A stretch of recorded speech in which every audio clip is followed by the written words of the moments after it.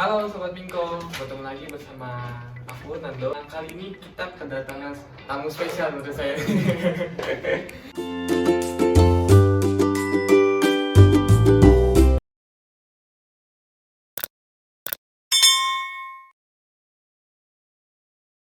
sini sedang wawancara Mas Desi. Oke, sebelumnya mungkin Mas Desi bisa memperkenalkan diri ke sobat-sobat Bingko yang ada di sana nanti. Assalamualaikum warahmatullahi wabarakatuh. Perkenalkan, nama saya Desi Priharyana atau panggilan Desi Slondo. Mbah Gogel bilangnya Desi Slondo. Slondo itu apa Mas? Cemilan dari Singkong. Cemilan dari Singkong? Iya. Oke. Kabarnya hari ini gimana Mas? Alhamdulillah luar biasa ini. Sudah keliling-keliling area Jakarta. Keliling area Jakarta? Iya. Ke taman ini dan sebagainya, ke Ciledug, terus Iya. ketemu teman-teman, berbagai komunitas, sepeda, pengusaha dan sebagainya. Oh, berarti udah mengelilingi Jakarta sebanyak ini ya? Iya. Kota-kota ini. Iya. Gimana Mas? Ada suatu perasaan kepuasan tersendiri nggak selama ini? Alhamdulillah dengan silaturahmi, salah satunya kesini itu untuk menjalin silaturahmi. Salah satunya mungkin Aiko Iya. ya? Terus untuk menjalin silaturahmi Ah. biar teman-teman yang usaha itu makin sukses semua. Amin. Nah, kalau gue tahu nih Mas, seperti yang tadi saya, Mas kan naik sepeda gitu. Nah, itu naik sepeda awal tercipta kemauan untuk naik sepeda untuk keliling-keliling ini gimana Mas? Saya emang dari dulu sejak kecil hobi sepedaan. Saat sekolah sepedaan, terus pulang sekolah jualan juga pakai sepeda. Iya. Sampai sepeda itu nggak bisa hilang dari kehidupan yang jati diri. Itu salah satu sepeda itu menurut saya titik ukur untuk mencapai kesuksesan. Oke. Kenapa Mas Desi ya tadi bisa Iya. mengambil titik ukurnya itu sebuah sepeda? Ini kalau orang hidup itu kan nggak cuman gitu-gitu aja. Kita harus membuat sejarah. Iya. Sejarah itu kita buat, bukan kita sebagai pendengar, bukan sebagai guru Iya. sejarah atau hanya cuma membaca sejarah. Kalau bisa kita sendiri yang membuat sejarah. Iya. Karena Indonesia sudah banyak sejarah, tapi kita juga harus mencetak sejarah Iya, benar. agar tua punya cerita yang tidak bisa dilupakan. Nah, kalau memulainya sendiri sudah dari kapan Mas? Untuk naik sepeda ini keliling-keliling kota di Indonesia kan? Saya itu mulai keliling sejak lulus SMK. Sejak lulus SMK sudah Iya. lulus SMA sudah main keliling? Oke. Iya. Berarti kalau sampai sekarang sudah berapa lama Mas? Aduh, berapa tahun ya? Mungkin 5-6 tahun. 5 sampai 6 tahun? Iya. Oke. Nah, kalau sekarang lagi sibuk apa Mas? Sementara kesibukannya paling membantu ngurusin masjid, kegiatan sosial, Iya. mijet dan sebagainya. Yang bisa kerjain. Yang penting cari rezeki halal. Oh, iya. Oke. Jangan ada kata putus asa dalam hal berusaha. Karena besok kita butuh makan, kita bisa besok butuh uang untuk bayar dan gini-gini, kita juga harus tetap sekarang harus cari uang, harus dapat uang gitu kasarnya. Iya, benar. Harus bisa survive ya Mas? Iya. Nah, selama Mas ini kan tadi mengendarai sepeda untuk keliling Indonesia ini kan sudah sejak dari lulus SMK ya. Nah, ada nggak momen-momen paling berkesan ya? Paling berkesan itu menurut saya sampai sekarang menjadi pendirian saya, karena dengan saya nyepeda zaman sekolah pakai sepeda ontel, bawa keronjot, bawa dagangan sekolah SMK itu di syuting pernah masuk stasiun TV. Stasiun TV? Iya, terkenal. Stasiun TV apa Mas? Kalau dulu pernah ada Indosiar, pernah ada TV One juga pernah dan sebagainya. Semua media, bahkan media koran dan semuanya meliput. Oh, bahkan sampai media koran pun meliput? Iya. Luar biasa Mas, saya salut banget. Kan tadi ada momen paling berkesannya, ada nggak sih kayak jatuh bangunnya sama Mas keliling kota menggunakan sepeda ini? Ya ada sih. Ada. Satu, kalau kita bersepeda itu harus benar-benar tahu medan, tahu pertemanan solid. Karena salah satunya mau sepeda jarak jauh, kalau kita nggak punya kenalan saudara jarak jauh, apa nomor handphone yang bisa dihubungi dan medsos, kita nggak bisa. Nggak bisa? Iya, karena apa? Kalau kita cuman datang itu, harus komunikasi terus sesama teman sepeda dan Iya. sebagainya, pengusaha dan sebagainya.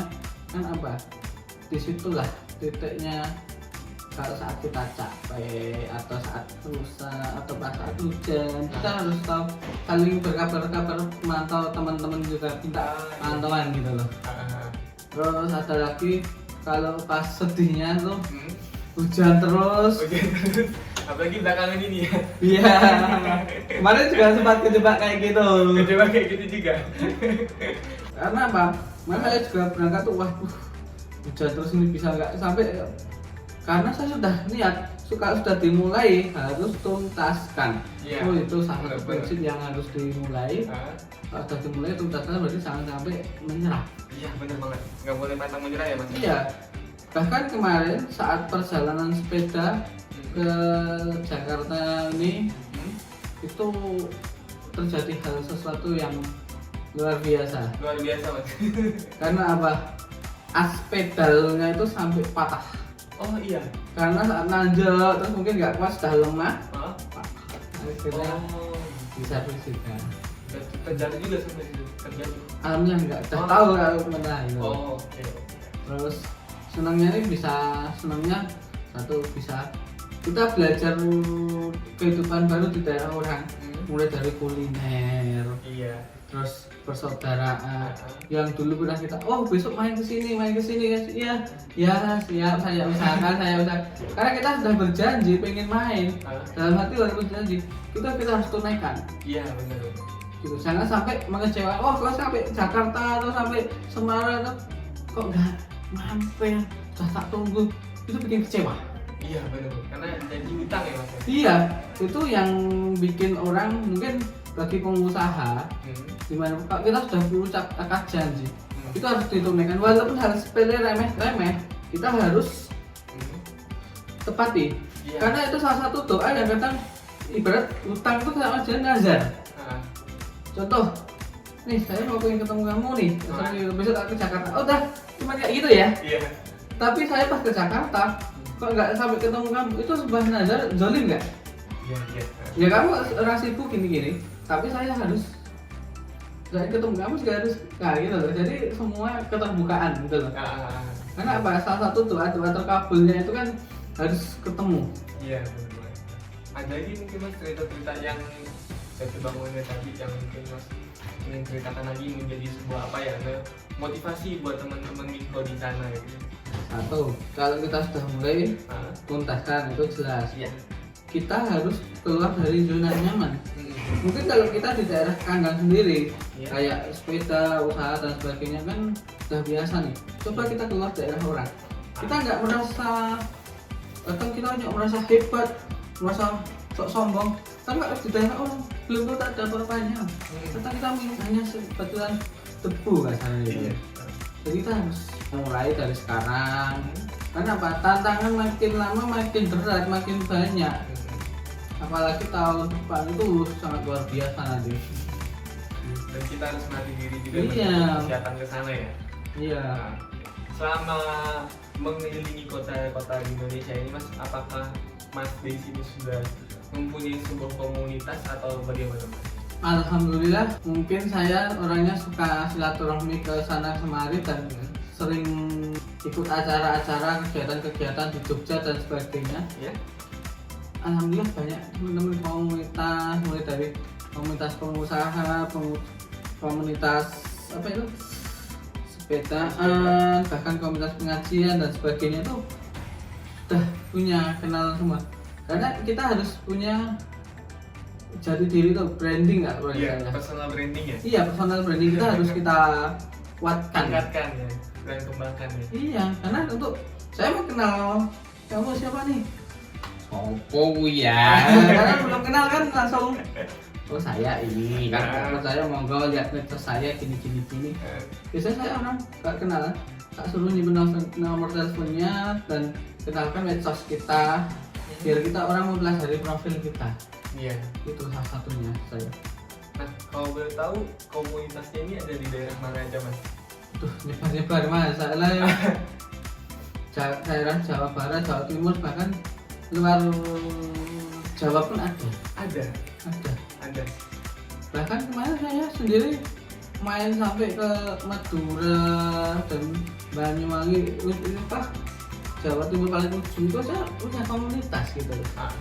Jadi semua itu kalau punya komunitas atau saudara di mana-mana itu enak. Benar.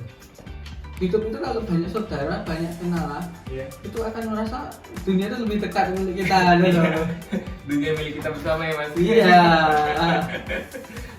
Oke, nah kan sekian panjangnya perjalanan dari lulus SMK, sudah mulai bersepeda dan bertemu dengan banyak komunitas dan melakukan beberapa kegiatan sosial yang tadi Mas bilang, sampai dengan sekarang ada di Aiko. Saya justru penasaran nih Mas nih. Mas nih tahu Aiko ini dari mana dan sudah berapa lama? Saya juga kadang-kadang mungkin korban medsos lagi. Kenapa tuh kenapa bisa dibilang sebagai korban medsos? Loh kok kenal ibu tuh apa, sampai penasaran, sampai ketik di Google, ketik ini apa tuh YouTuber dan sebagainya. Wah, siapa ini harus kita kenal. Oh dilalah suatu saat kok main, oh ketemu orang, kok pakai seragam Aiko, oh ya kenalan, oh ternyata bosnya gitu loh. Nggak tahu dulu awalnya di mana, tapi kayak saudara kan, kayak saudara. Terus akhirnya silaturahmi menjadikan saudara lebih kuat. Itu salah satunya, kita harus terbuka diri untuk mengenalkan, apalagi yang punya produk seperti ini harus kita kenal aja. Kita kenal orang baru, kalau kita nggak kenalin diri kita atau produk kita percuma gitu. Contoh, saya kalau nggak punya branding, berapa itu siapa itu? Tapi kalau sudah punya, oh dia gini, profilnya gini. Nah terus kita bisa mulai bicara. Nah Mas ketemu ibu itu di tahun berapa Mas, kalau boleh tahu? 2019 kan 2020? Nek nggak salah, kalau ketemu di Jogja itu sekitar sebelum pandemi mungkin itu. 2020 mungkin ya? Iya, sebelum pandemi. Terus ketemu beberapa kali, saling menyapa, tegur, sapa, terus akhirnya aku berarti pengen, wah kemana itu kantornya? Besok, oh di Jakarta ya wis. Besok kalau saya nyepeda janji pengen silaturahmi. Akhirnya kesampaian juga. Oke, berarti kurang lebih sudah mengenal ibu tuh 2 tahunan bisa dibilang. Iya, 2 tahunan. tapi 3 tahun lah. 3 tahun lah ya, 3 tahun lebih ya. Aku pengen tahu juga nih Mas, kenapa Mas Desi ingin ke kantor Aiko? Ya mungkin salah satunya silaturahmi tadi, silaturahmi, terus kita silaturahmi itu nanti ada bekasnya. Bekasnya mungkin untuk kebaikan, untuk membangun usaha. Karena saya sendiri juga suka silaturahmi itu, dan mungkin nanti bisa belajar ke produk ini, nanti bisa bantu masarin atau apa sebagainya. Gitu kan kita butuh koneksi. Iya, jaringan itu setiap daerah. Apalagi kalau sudah orang punya kepercayaan di sana, di sini, membangun usaha pun gampang. Oke, berarti kalau boleh disimpulkan, mulai dari bersepeda sejak lulus SMK, mengelilingi beberapa kota di Indonesia. Habis itu mengikuti beberapa kegiatan sosial dan tergabung di beberapa dan organisasi sosial juga Mas. Iya. Nah, dan sampai sekarang ada di Aiko itu ada kebanggaan diri sendiri itu ada nggak sih Mas? Seneng lah, karena yang kita jalin itu kedekatan emosional, frekuensi sama itu komunikasi nyambung, itu sebagai modal kayak gitu. Iya. Kalau kita contoh ketemu orang baru sudah kita sapa baik-baik, tapi kalau nggak ada respon, ya udah saya nggak nganu. Tapi kalau baik kita respon baik, kita juga baik. Iya. Yang penting itu tebarkan kebaikan. Terima kasih Mas Desi, cukup memotivasi saya cerita singkatnya bahwa memang benar umur sekarang saya nih Mas ya, ini menurut pandangan saya selama ini bahwa ya banyak anak-anak di umur saya terlalu nyaman di zona nyamannya gitu Mas. Iya. Bahwa kedepannya tuh ya kita harus keluar dari zona nyaman kita dan dunia semakin keras sekarang. Iya. Dan kita harus berubah gitu. Nah, melihat perjuangan Mas Desi dari Jogja ya Mas ya? Iya. Dari Jogja sampai dengan ke sini dengan menggunakan sepeda, dan itu menurut saya sebuah effort yang sangat luar biasa Mas. Terima kasih sudah berkunjung ke Aiko dan terima kasih sudah ngobrol sedikit dengan saya. Saya doakan Mas Desi selalu sehat, Amin. dilindungi oleh Tuhan, semoga rezekinya terus meningkat. Amin. Terima kasih Mas. Dadah dulu Mas. Assalamualaikum.